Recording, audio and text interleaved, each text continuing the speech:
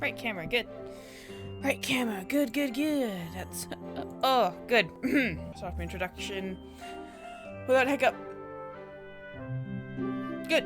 Hey everybody, and welcome to Happy New Year video. I don't have an actual name for this. I gotta sneeze. Maybe it was just a false alarm. No, maybe, I don't know. Anyway. Hey everybody, and welcome to this New Year's video, a compilation, a montage of games that I found on itch.io for free. I'm gonna be playing like the first 10 or 5 minutes. 5 minutes of each game that I found. So then we're starting with Heartbaked. This game looked cute. Mr. Sneeze, I need you to go back to wherever you came from or come the hell out because I am starting. Alright, ooh, it looks, alright, looks pretty and cakey and makes me hungry, so start. My name is, yes, oh, yes, awesome. Oh, my microphone's on my keyboard. My name is, I wanted to name her Sexton McBumble. Like in My Butler, but I can't because you can have more than blah blah blah characters in your name. So that's my name. Awesome. Type your nickname below. Our nickname is McBumble. I am happy. Enter that. I rubbed my eyes lazily as warm rays of sun tickled my face. I could have sworn I had at least one more hour of sleep. I yawned one more time, stretching. I don't want to get up just yet. It's not like I was lazy, but the sweet thought of indulging myself in sleep embraces just for a little longer. Sleep's embrace is... I'm gonna move my microphone back. There we go. I was over the moon when I was given the role of I was over the moon when I was given the role of this year's main pastry chef, but actually preparing for it was just... No, Sexto! Pull yourself together! Go, Sexto, go! Yes, that's my girl. That's my girl. Everybody go, Sexto! I slap my cheeks and wake myself up. Thank God I did not slap myself hard. Yeah, I can do this. I can wake up at 3 AM for the next 9 days, hopefully. I used to work in a bakery, and getting up early sucked. I dressed up quickly, washed my face, brushed my teeth, and headed downstairs. What the fuck did I say? I dressed up, washed my... did I say washed up quickly? Huh. Oh my god! Ew. Ew, god, oh, why? Why, though? Everything's food, and it's dripping, and it's gooey. Yaoi flashbacks, yaoi flashbacks! Alright, that looks like a garden right there. My beloved bakery, Sexto's Pastries, the best pastry shop in our humble village. If someone says otherwise, they were lying, especially if that someone is a dwarfish elf. For convenience, it was connected to my house. Well, because, you know, why not? That way I could bake mouth-watering goods for which people come far and wide, come in enormous crowds to acquire whenever I want to. What? That's what I'd like to say, but the title pastry chef was given to me a few months ago by my late grandmother. I'm continuously trying to prove myself and get better. That is why I was blessed with the opportunity to bake a variety of cakes and other sweets for the upcoming pastry festival. For every year, to show our deepest gratitude to the revered pastry god, because of course there's one, we held an event where we show and taste the best pastries from the neighboring villages. And this year, I would be among the best chefs, of course. It's so nerve-wracking. Make my ear itch. Yoo-hoo, Sexto, you up yet? Please don't be a guy, because that was the worst voice ever for a guy. Oh, it was this time already. How much time had I wasted standing around and just doing this? Yes, Mr. Cake? Oi, McBumble, where are you at? Stop yelling, Radley, I'm right behind you. Goodness gravy. You're cute. Yeah, you're cute. I like your your I like your face. It's nice. It's a nice face you got there. Oh yeah. Hiyo, Sexto. He.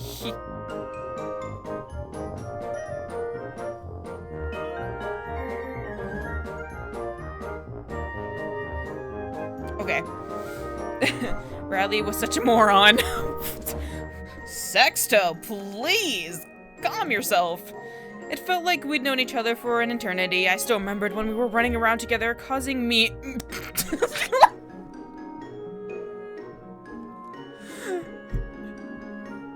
I still remembered when we were running around together, causing memes. You ever have that childhood friend that you've just caused so much memes with? This music fits what I just said. Causing a mess in Grandma's bakery. And now he was working for me as a delivery boy. He was quick, efficient, and didn't complain about his low wage. The perfect slow worker. Oops, sorry, Skype. Slave. Besides, it wasn't like he didn't get a fair deal. He was allowed to eat as many pastries as he could. What? Oh, okay. So who are the lucky fellows to be graced with your bakery goods today? Let me see. It seems like the mayor and the carver requested sweets. Ugh,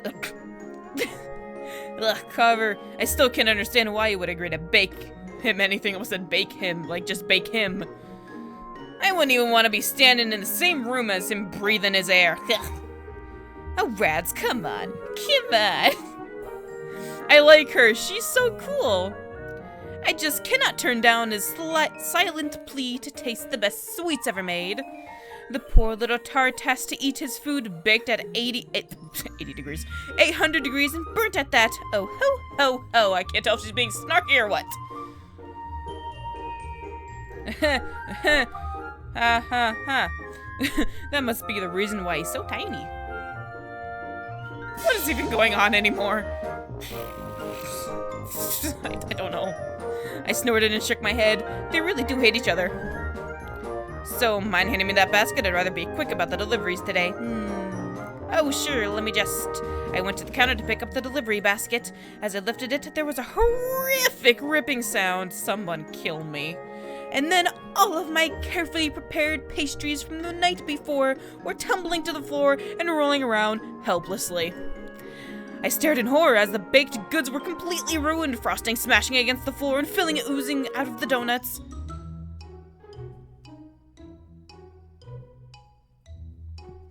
Ha!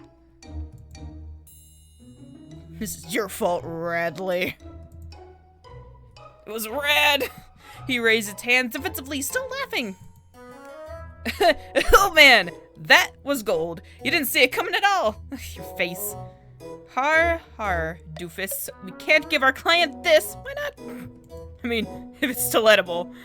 Don't look at me like that. Yes, even if one of them is Carver. This game is cute. Aw, you're no fun at all. Bradley pouted, assuming the pose of an angry child. You want to play so badly, silly pie? Then let's dance. Keeping his fear of filth in mind, Oh, you're a germaphobe, like me, that's nice. I picked up one of the destroyed cupcakes. Then I shoved the ruined masterpiece right into his face. Frosting and crumbs smeared across his jaw, and I snickered. Say hello to Jams!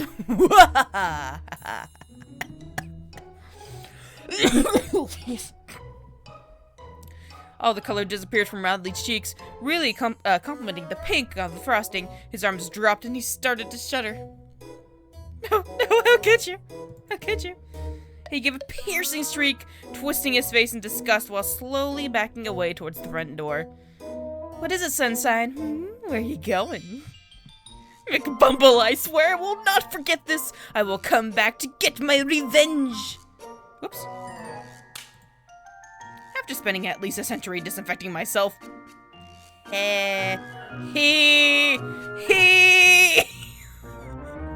don't know what I'm doing. I'm so hyper.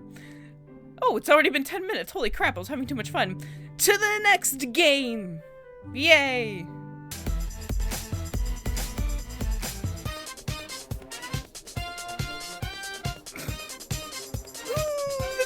is so good. Okay. Okay. Now this looks cool. Now, okay, music always gets me. You guys know this. It's always the music. Welcome to Arena Circus. My nose itches a little bit. And what is wrong with me? I think like ugh. Welcome to Arena Circus. Let's start. Oh dear. Oh, type your name. Woo! My name is Sexto McBumble. Yes. Wait, that needs to be a capital B. What are you doing? Sexto McBumble. That is my name. Lately. Every time I go to sleep, I've had the same reoccurring nightmare. I open my eyes to a landscape of black. No sun, no sky. No, not darkness, just emptiness. The only change in the horizon is a wide river of swirling dark water. I approach it because there is nothing else to do, and standing still makes a chill creep up my legs. When I reach the river, I'm no longer alone. The fuck is that? There's a black bird, with clipped wings. It doesn't speak, but somehow I can hear its command. It wants me to carry it across. Something compels me to obey. I have no other choice, even though I know what comes next. Spoopy. The water is frigid, but my body won't let me flinch or step back once my foot is inside. From there, all I can do is walk deeper and deeper and farther and farther. Interesting. Until the water reaches my shoulders, then neck. It passes over my head. I have to stop breathing, but I still can't make myself move back. After the first few times suffering through this nightmare, I stop screaming when I drown. As we all do, as we all do. The greatest show on earth. There we go. Notes. I must have dozed off. I can feel my heart beating hard in my chest, breathing shaky from the dream that won't seem to leave me alone. My stomach churns uneasily as I gather my bearings. The moments before a match always leaves me panicked. This one even more so. Oh boy. And my subconscious isn't helping. I don't want to screw it loud. You're loud. Shh. It's one of those loud games. If something goes bad, I'd rather it be his fault. I lie on my foot with my shoes by the tent flap, eyes glazed over. In my daze, the sound of someone entering startles me, and I flinch sitting up. Oh, you're precious! Look at you! Look at you! Oh, you're so cute. Alright. You're up early. Fuck. Someone help. Alright. He sounds surprised. Even after a year being together, he's still amazed by something as simple as someone waking up at a reasonable hour rather than rolling out of bed at noon. He enters with a wide smile. I know is there without looking. Oh, jeez. Why didn't you come waking me up? I knew you'd get here on time, if not a little late.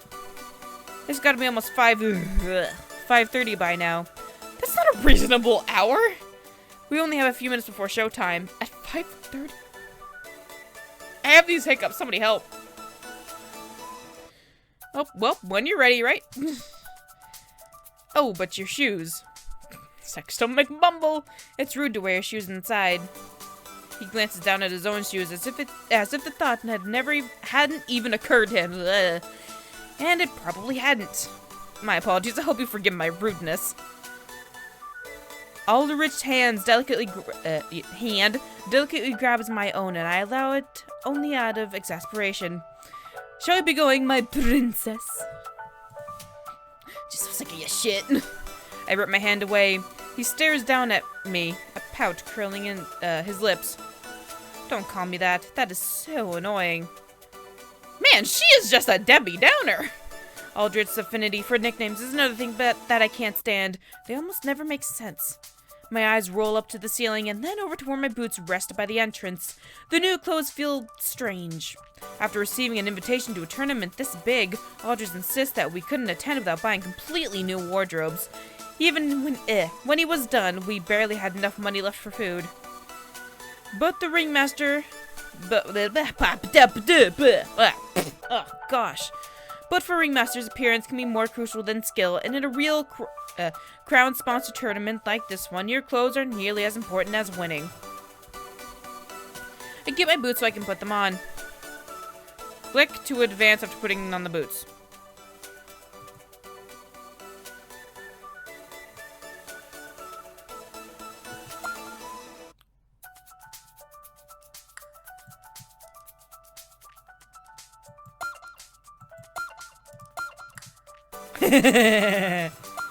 And screw that. we don't need those. Alright. I did. Fuck you. Nice! At some point in the story, Sexton McBumble will change her clothes to fit the narrative. Like right now. The clothes you've chosen for her will be properly put back as soon as the particular scene is over. Oh, I forgot I was wearing the hat. So I was like, what is this thing on my head? You can buy clothes from the shop. The money you earn through the story events and quests can be used to buy them. Quests? This is a visual level. What is going on? The amount of money you have does not affect the storyline, so spend or save as you please. Okay. In the back screen, clicking on the blah blah blah. Oh, up your shoes. You're only wearing those. Okay, then let's go, princess. No, Aldrich, no. Wait, was she wearing for... Yeah. Yeah. I like it. What am I supposed to call you? You've shot down every other nickname I've given you. That's because they're not my name. Use that. But Sex McBumble's so common. I mean, it's everywhere nowadays. I mean, it's over there, it's over there. I mean, your name is Sex McBumble. If not princess, then at least give me a bit of creative license. Every good team needs good nicknames. All the eye rolling is beginning to give me a headache.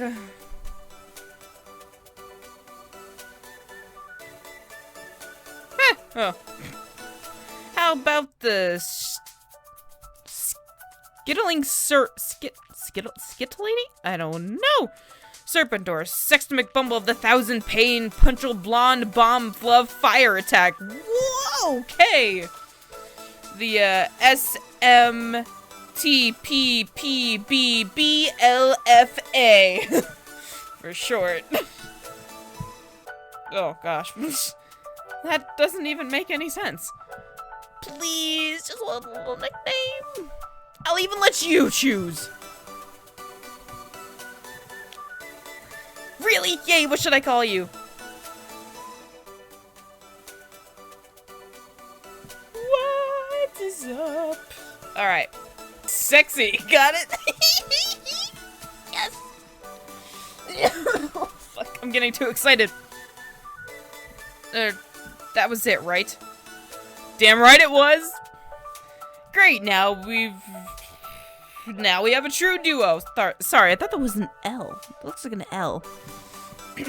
You should call me. I'm not calling you anything. Can we please discuss something relevant, like the battle? I don't know what the fuck is going on. Alright. Aren't you excited, though, sexy? Trying to kill me. Our first crown tournament. Alright, it's been 10 minutes. I'm gonna end this one here. The link's in the description, as so was the other one. So on to the next game. Amazing transition. Whee! So it looks like we have a bit of a spoopy game now. I don't know. I saw games that like caught my eye and just clicked on it and was like, download. Anyway.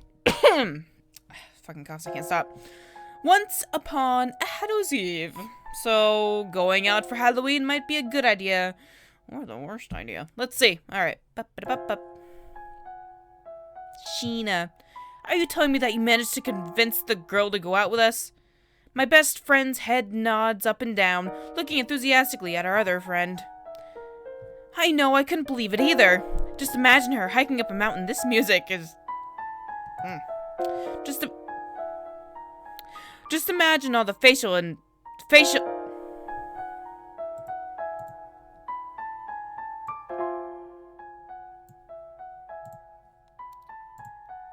Oh, that's why it's messed up. I got two open. Well, there's your problem. Oh, boy. Figured it out, I think. When did I get two open? Just imagine all the facials and peels she's gonna need afterwards to mend that skin. I roll my eyes at my friend's teasing. Malin smiles, facing me. Are you sure you... Get the fuck off me! Are you sure you really wouldn't mind the sunburns? I sigh, shrugging.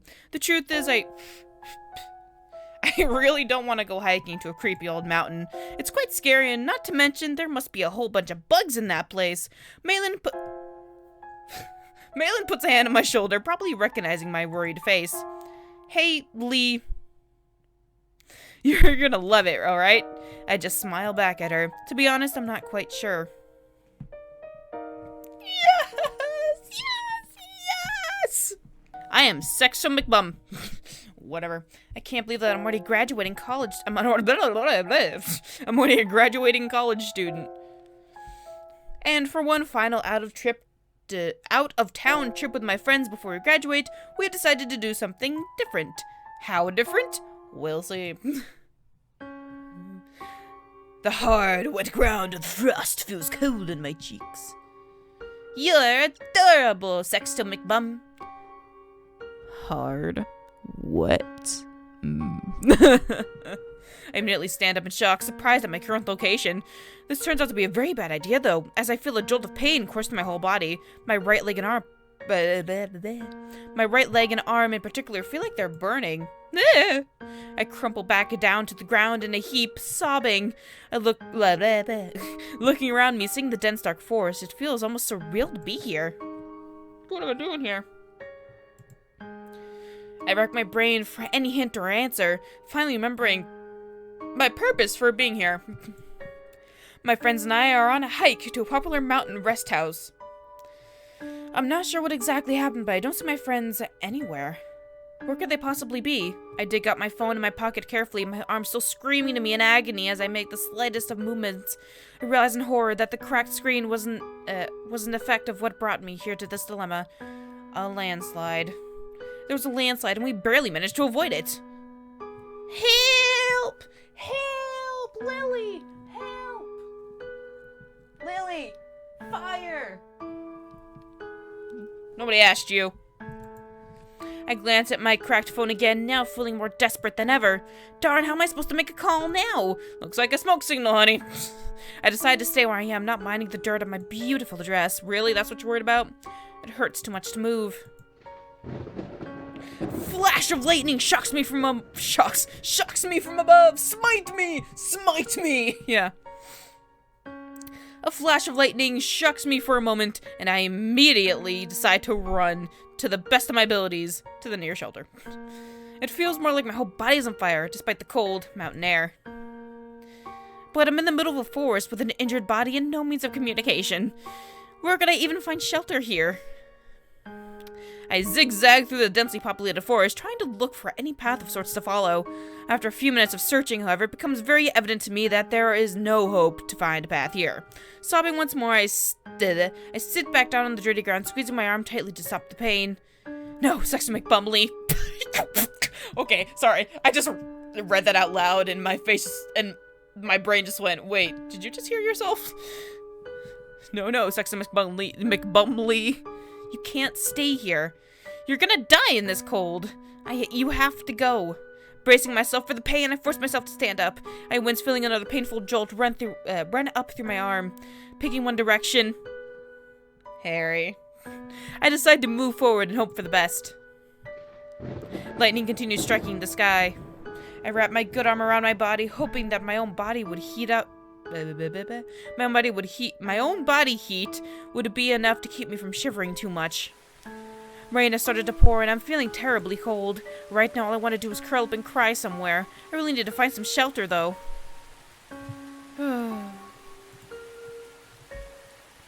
After walking hopelessly for an hour, I noticed a decrepit-looking mansion up ahead. That does not look decrepit. That looks well taken care of. Thanks. Oops. After... it looks really ancient. I think it may even be haunted. Risk it! I've got no choice. I have to seek shelter tonight or I'm going to die from this cold. I limp towards the mansion, trying my hardest to calm my nerves. It's a pretty hard thing to do, especially when half of your body is screaming in agony. Don't worry, Sexum McBum. You can make it. Despite looking very ancient, I'm starting to believe that there was actually people who live in this place. The grass seems well trimmed. That must mean something, right? I crane my neck to peek inside vast yard.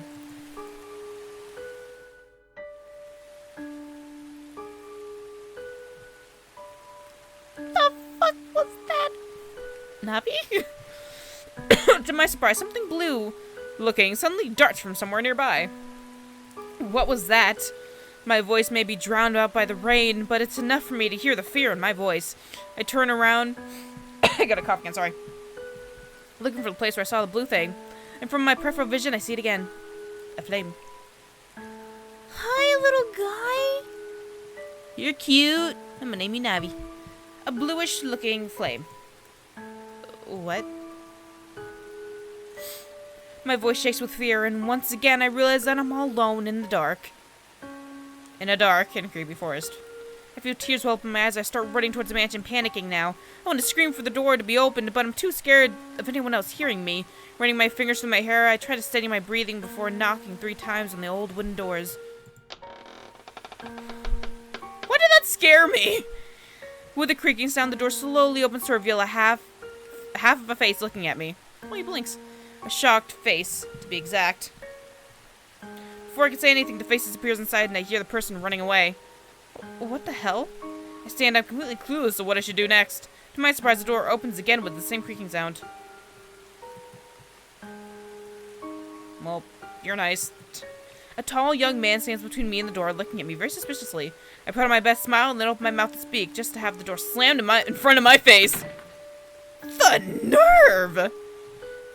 If you don't want me, then I need a butterfly net. Strange flashes of blue dart around my peripheral vision again, and I find myself desperately knocking on the door. What do you want? Load shotgun. Please let me in. I'm not doing that.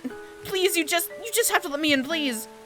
The young man opens the door and looks suspiciously down on me. Staring at him, I can tell that he has no plans for letting me in whatsoever. My heart sins. My heart sinks like lead when the complete severity of my situation starts dawning on me. What did I do to deserve this? I see the young man open his mouth, but before he can say anything, everything turns black all around me.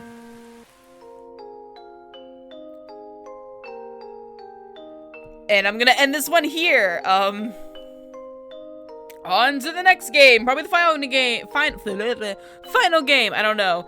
Transition. Whee! And this is the next one. Not the last one. We have one more after this one. Queen's Crown. This one seems very royal, mystical. I don't know. Let's just go. I'm done partying. I'm done partying every time I get a name choice. Her Grace Princess Sexto of Senado. That works. May the goddess hold him high. Oh, by the way, this is just the demo. May the goddess hold him high, that he might reign in joyful peace among the brave and the loyal soldiers who... It is difficult not to feel resentment towards the nobles around you, cringing and crying into their pretty embroidered handkerchiefs. If even one of them ever spoke to me more than 3 words to your brother. But no, it's unkind to think this way.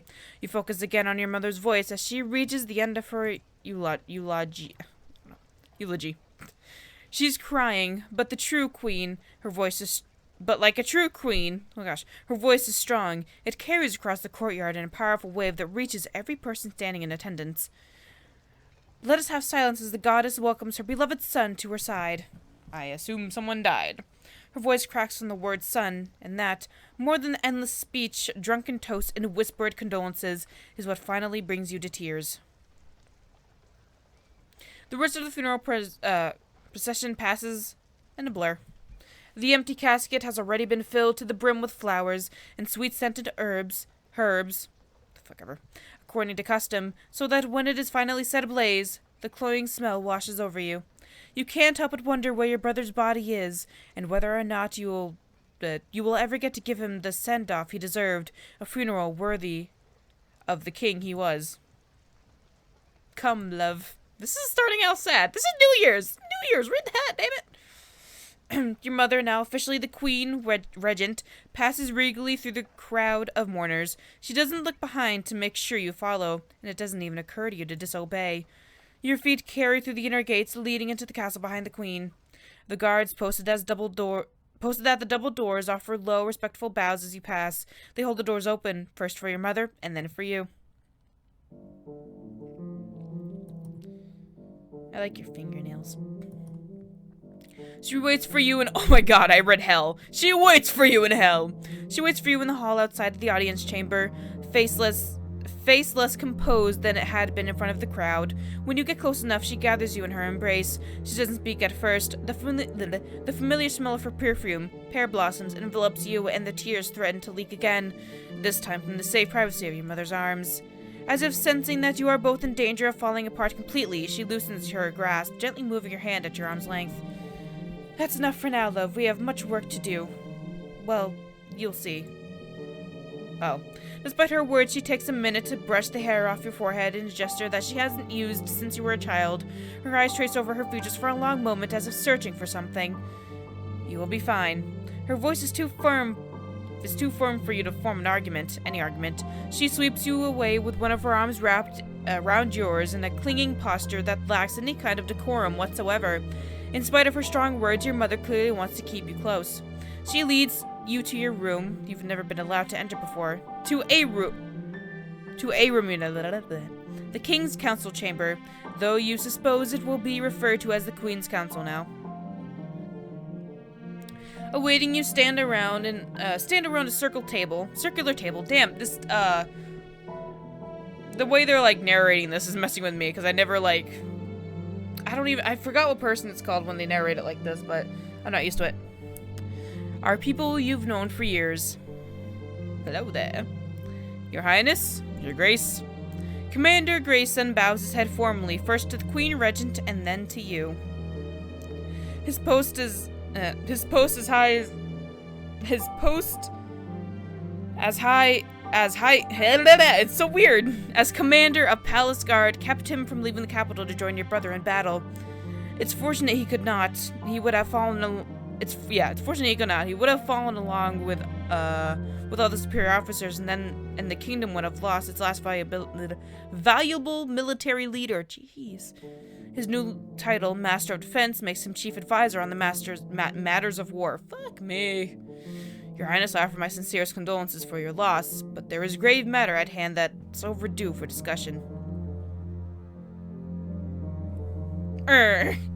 Ambassador Quinzel draws herself up to her full, unimpressive height and glowers at the commander. He has the good grace to clear his throat and fall. Sorry. What is that word? I'm just gonna say I know the word, but it's not coming out. Something silent at least. I hit the microphone. It's 2 a.m. Leave me alone. She then sighs and addresses the Queen Regent. What my colleague means to say is that we are truly grieved, Your Highness, for both of you. She adds the last bit, looking at you kindly. Ambassador Frederic Quinzel, official liaison between common folk, nobility, and royalty, prides yourself on knowing not just what to say in any given social setting, but also how to say it. His Majesty's loss was a terrible blow to the kingdom, and though the wound is still fresh, jeez, we must set our sights to securing the goal of safety that he fought for. I pray you will forgive me for the indelicacy, but we implore you to turn your thoughts to what we must do next. Somebody help. Everyone seems so determined to tiptoe around the issue that it is a surprise.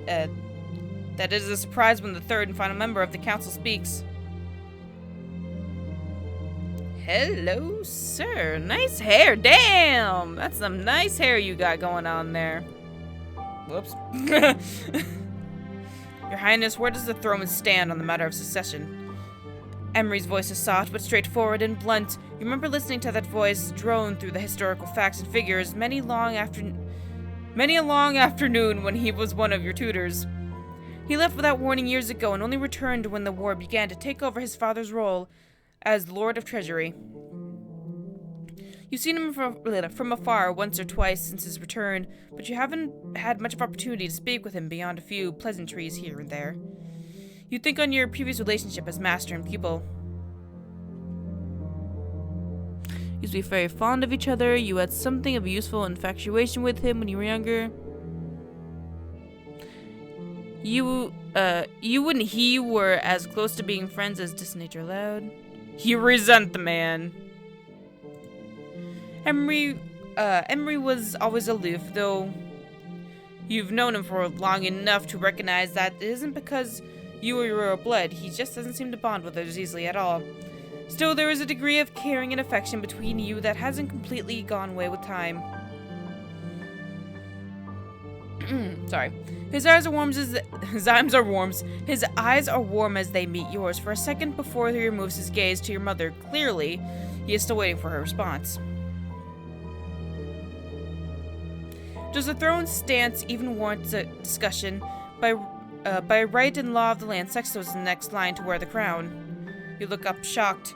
The idea of ruling is something that passed briefly through your mind more than once during the Tawarian War. It's also been easily ignored. Your brother was married after all, and was expected that his children with Queen Bianca would take over the line of succession. As if hearing your bewildered thoughts, Ambassador Fidri answers her. Even though His Majesty died without issue. Nice. There are many who love Queen Bianca. Excuse me. Binka. Simply by her association with him, we would desire she remain on the throne. She sniffs delicately and looks down at her sheaf of parchment. You recognize the play as an attempt to avoid her eye contact. There are even rumors that she was left with children, Your Highness. Your mother scoffs, tossing her head in the manner that isn't precisely befitting as of queen. I will not belittle my son's memory by entertaining such twattlery gossip. Roy charged me with personally looking after his wife's health. If she were a child, no one would have noticed sooner than I. The ambassador falls silent, but you meet her gaze and read the concern there. Binka is not a grasping woman from what you have seen of her. But the two of you never became personally close, even after your brother married her. Okay, I'm gonna end this one here. It's messing with my head so much and I'm getting very tired. On to the next one! Woo! Welcome to World. This will take place in a hybrid world that is 50% fantasy and 50% Earth. You could almost say it's a little bit like Wonderland. Oh.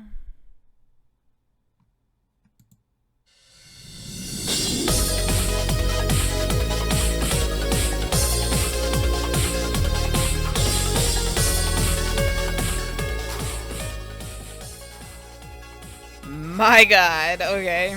What would you like to be called? Please type your name and press enter.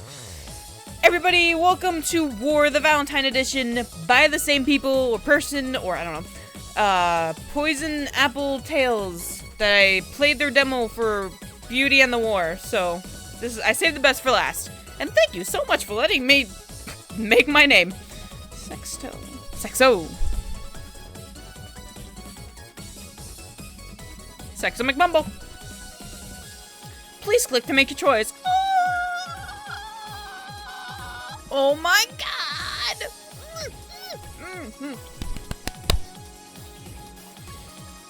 Take a deep breath.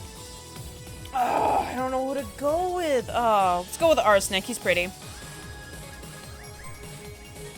He's like a prince from fairy tale land in a shining armor. When he's in love, he's painfully self-conscious and absolutely devoted. Okay, let's go. It's 9 in the morning. Your date is right on time. He's taking you to an amusement park. You can remember when he first asked you. Oh no, it's narrated like it was last time! In the days leading up to it, you might have even expected it. He had been a man of small gestures. More than once, you would open a book and find a flower pressed between its pages. Sometimes there was a 4-leaved clover to bring you luck, he said, not quite meeting your eyes, sorry. One time you found a note. Meet me on the hilltop half an hour before dusk. It read, in smooth script, I have something to show you.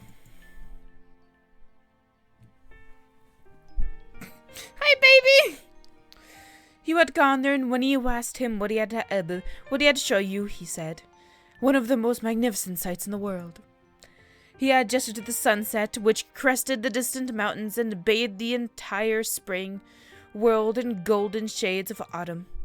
Perhaps you have seen it enough times to render its mundane...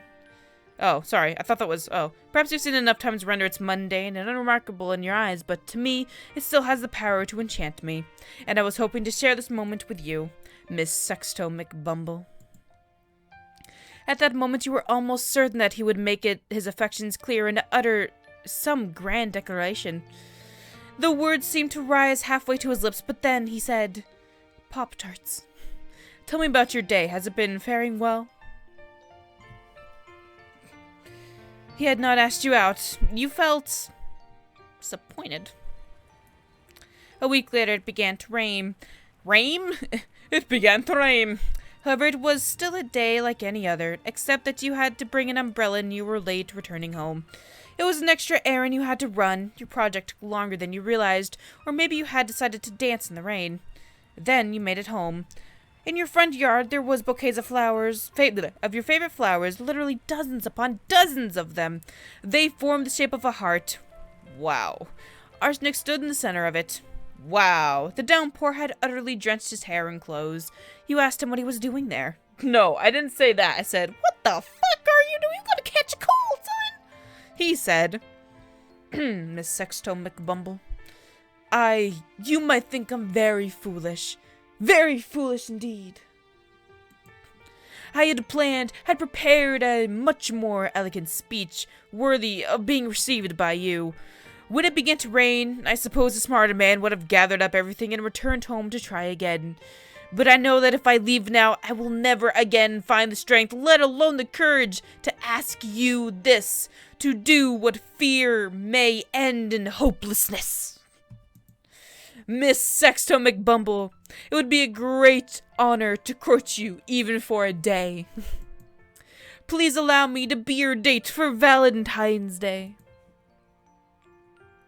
You had agreed, and now he was here.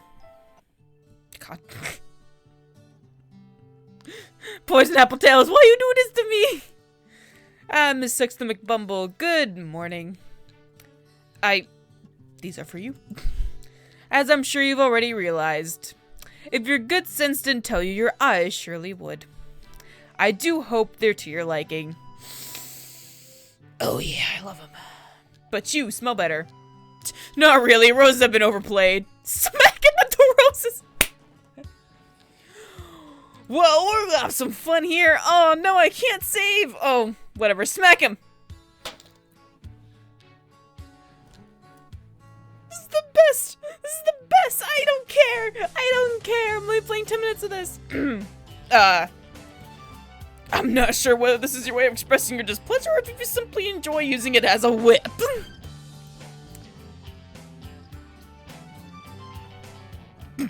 I like to whip it good. You look like someone who needed a good smack. Oh my god, what do I pick? Oh my god. I like to whip it good.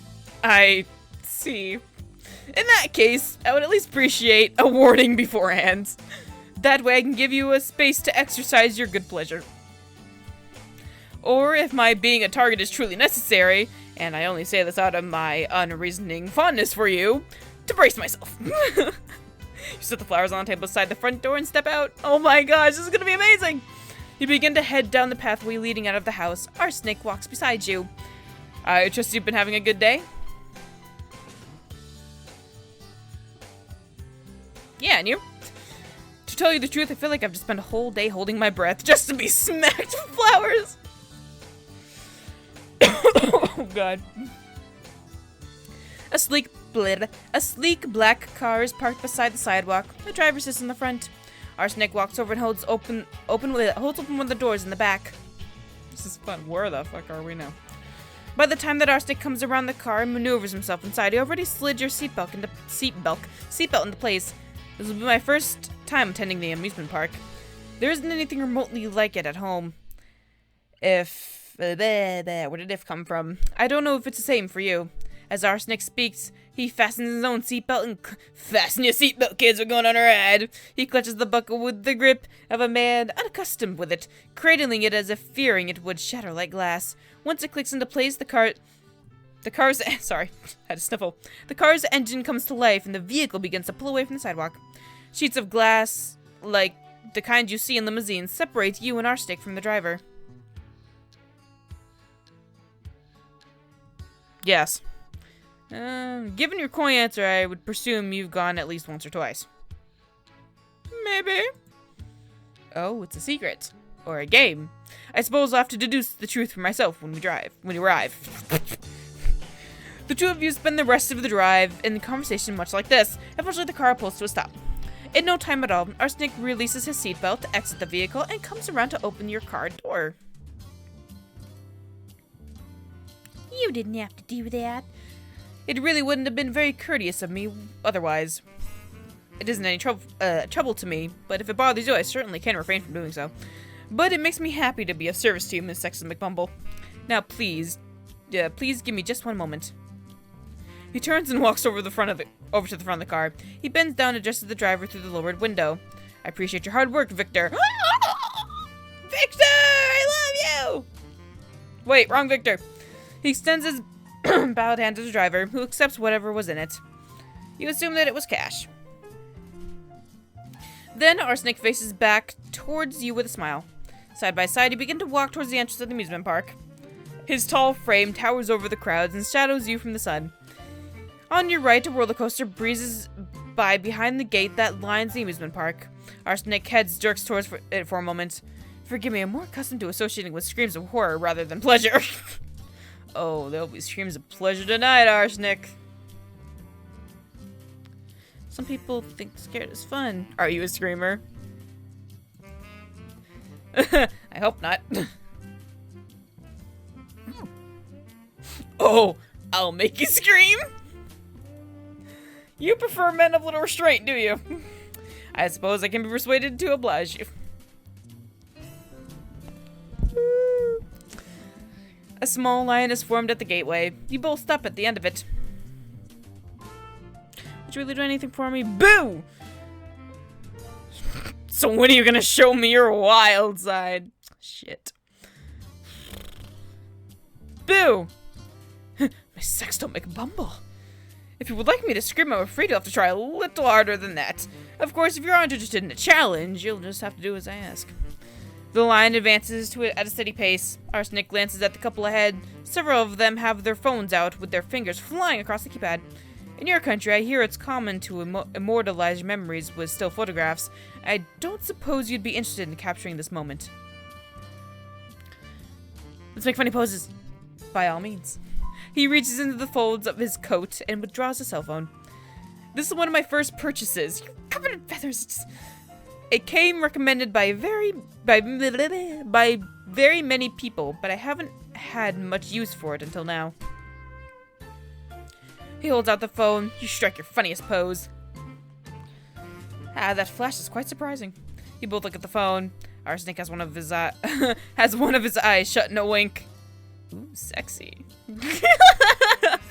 Oh. To be perfectly honest with you, I don't possess the same talent for comedy as you do. I was not too certain what pose to strike. But if the picture pleases you enough, I could send it to you. Would you be willing to lend me your phone number? Here's my number. Whoa, moving kind of fast there, aren't you? You'll have to earn it first. So I'm to be put to the test. Very well, heroes have run gauntlets and died for the hope of receiving the princess's hand. This is just a great incentive. If I fall, it will surely not be for lack of effort. This is fun. Eventually, the two of you make it past the ticket booth and through the gate. Feels like a festival here. Arsenic begins to unfold the map that he received at the ticket booth. He holds it out for both of you to see. Haunted Mansion. Sounds like an adventure waiting to be had. When you enter the mansion, the figures in the portraits seem to follow you with their eyes. Arsenic notices, but soon turns his attention toward you to gauge your reaction. The ride is a cozy one, fit for two. It spins you both around through a chilling ambiance. The atmosphere was startlingly realistic. The music made you feel as though you were in some kind of macabre show. I hope you enjoyed it. Your next destination was the Haunted Mansion. The ride goes much like before. It's less startling now that you know what to expect, isn't it? There was something about the Haunted Mansion that continues to draw you towards it. The inside of the mansion never ceases to amaze you, does it? You just can't get enough of that mansion! I can tell you're really enjoying yourself, I'm glad. Oh, I'm gonna annoy the fuck out of you. Damn it! It's late in the afternoon now, and it's time for lunch. Sweet or salty? Salty all the way, baby. Both. Alright, I don't see any reason we shouldn't. Arsenic pays for whatever meal you want, and then sets it on a round table with a small umbrella and sits across from you. I hope you're having a good time in this land of amusement and thrills. Steal his food. Don't be a dick. Couldn't you tell I'm having a ball? Ah, yes. Your contagious laughter tipped me off to that. Do you like me? Why do you like me? That's a hard question to answer, Miss Sexton McMumble. I can't explain why the heart beats when it does. Why it wants what it wants. I can explain why the heart beats when it does. Pumping some blood through your system, bro! I can't explain feelings, but I like the way the light catches your hair. Thanks. I like the way your eyes light up. It makes me curious to know to know just what thoughts or sentiments could engender that expression. I can't help smiling when you do, and when you laugh, the world feels right. I know that sounds ridiculous, but those are my feelings. When I'm with you, I'm happy. You are? His voice drops and you almost miss his next word. Never thought I'd hear you say that. You spend the rest of your lunch in a pleasant conversation and laughter. He brings you as much food as you want and you eat until you're full. Afterwards you went to... I want to go to the Haunted Mansion. I'm actually going to end it here so you guys can play it yourself. And that's the end of this game. Transition. Okay, hope you all enjoyed this. Happy New Year's. This Happy New Year's hat and this Happy New Year's video, or Happy New Year's video. New Year's video. God. And I just want to say a few things before I end this video. I know it's very long. My voice is starting to go, but I'm going to say it anyway before I die. Now, I know 2016 has been a rough one for America, for every country or whatever, for people, for all of you. It's been a rough one for me too. But don't forget, there are still good things about 2016. I mean, a lot of good things happened, and we're just ignoring the fact that they did and replacing them with the bad stuff that happened. So I just want to remind you all to be just, before 2017 comes, think about all the good stuff that happened. Like the friends you made, the accomplishments you did, all that fun stuff. I mean, for me, it was meeting all my friends on YouTube and the channel growing so high that I can't see it anymore. And sorry, my hair is making my nose itch. And just meeting everybody and getting videos out to you guys and making you all laugh. That was my accomplishment of 2016. That's what made my 2016 great. It's you guys and this YouTube and all my friends. That's what made my 2016. So, you know what? Write in the comments what made your 2016. I mean, I want to know. What was good about 2016, right? I want to know. Let's stop thinking about the negative stuff. Let's go with the positive stuff. I want to hear what you guys have to say. Anyway, I hope you all enjoyed. Oh, there's Lily in the background. Lily! Lily. Lily. Hi, Lil.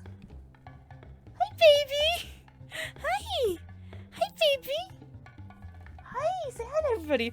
This is the dog that's usually in the background that I yell at constantly because she's always doing something to get on my nerves. But there she is. You guys finally get to see little Lily. Isn't she adorable?